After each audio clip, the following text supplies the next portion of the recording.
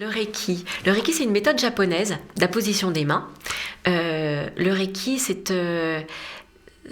le Reiki Usui, en fait, c'est donc le fondateur, c'est-à-dire celui qui a découvert cette énergie universelle, s'appelle Mikao Usui, enfin s'appelait Mikao Usui parce qu'il est décédé depuis très longtemps, en 1926. Donc Mikao Usui a fait une retraite très longue sur le mont Kurama, qui est une montagne japonaise, qui est une montagne en fait sacrée. C'est là où il y a plein de temples. D'ailleurs, on peut aller visiter au Japon. C'est un endroit extraordinaire. C'est un endroit qui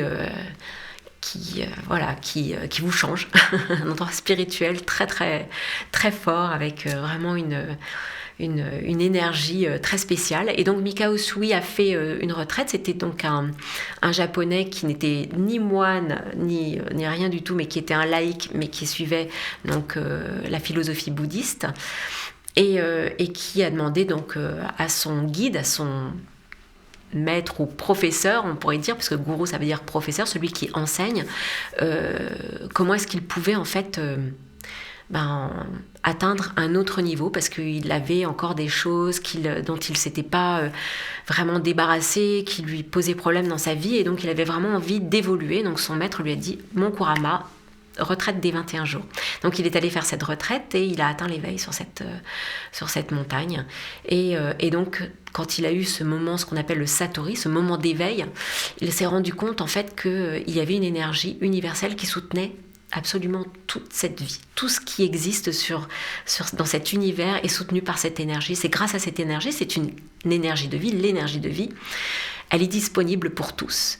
Mais comme on est dans un chemin où on est uniquement arrêté par nos perceptions et nos pensées et nos émotions, en fait, on ne peut pas la sentir, cette énergie de vie, sauf si on est vraiment des très grands méditants et qu'on a vraiment passé plusieurs caps et réalisé le non-soi des phénomènes et puis de son existence à soi, en fait, en tant que tel, et qu'on a vu cette nature ultime de non-soi.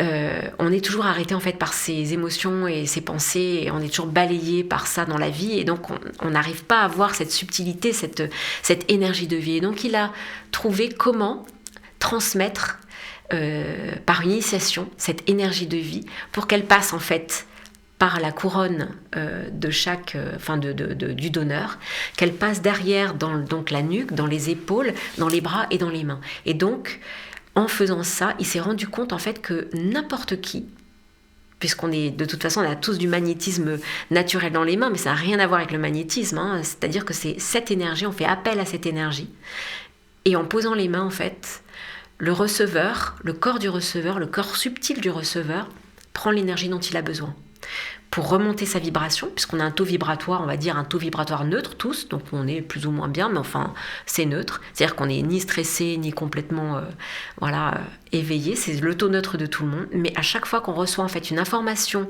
un coup de klaxon, ou une insulte, ou un coup de fil de son ex, ou je ne sais quoi, le taux vibratoire peut faire descendre, après il remonte petit à petit, une autre information qui va nous contrarier, pop, ça redescend, et au fur et à mesure en fait, cette ligne descend de plus en plus et on peut tomber malade. C'est-à-dire qu'on peut, même des petites choses, avoir mal, juste un rhume ou un lumbago.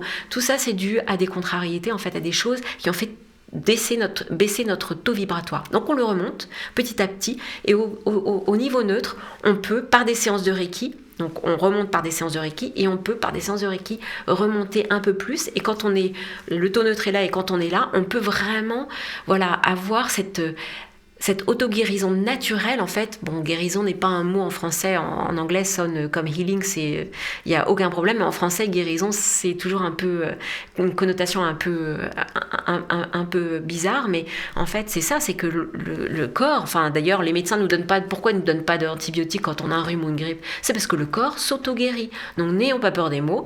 Avec donc ces séances qui font remonter notre taux vibratoire, notre fréquence, eh bien on peut espérer donc une auto-guérison du corps. Le corps va se réparer naturellement. Voilà. Mais comment ça se passe pratiquement ? C'est-à-dire que je m'allonge, je fais quoi ? Alors une séance de Reiki se passe de la manière suivante. Le receveur donc s'allonge soit sur une table de massage, soit sur un futon par terre, et donc le donneur va poser ses mains sur les différents points d'acupuncture, sur les chakras, afin en fait d'abreuver le corps d'énergie, de cette énergie qui n'est pas l'énergie du donneur, qui est l'énergie Reiki. Donc le donneur n'est pas un guérisseur, il est juste donneur, c'est-à-dire qu'il se positionne entre l'énergie Reiki qui vient généreusement dans son corps et vient en fait donner cette énergie au receveur.